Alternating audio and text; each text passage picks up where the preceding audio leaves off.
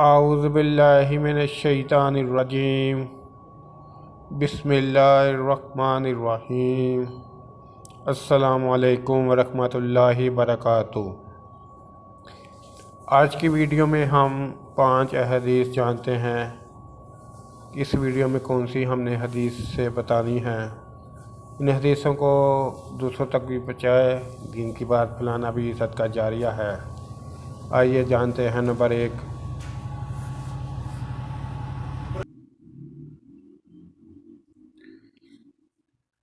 جس کو بارگاہ رسالت صلی اللہ علیہ وآلہ وسلم میں ذرا بھی گستاخ دیکھو، پھر وہ تمہارا کیسا ہی بروز کیوں نہ ہو، اپنے اندر سے اسے دودھ سے مکھی کی طرح نکال کر پھینک دو۔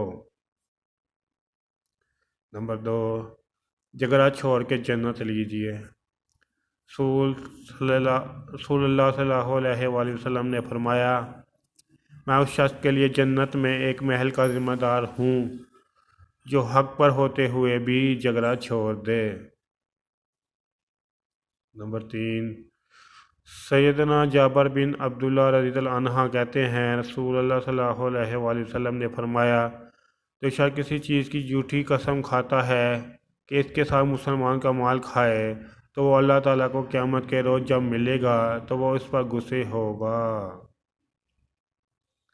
نمبر 4، فرمان مصطفیٰ صلی اللہ علیہ وآلہ وسلم، جو سلامت رہنا چاہتا ہے اسے چاہیے کہ خاموش رہنے کو لازم پکڑ لے۔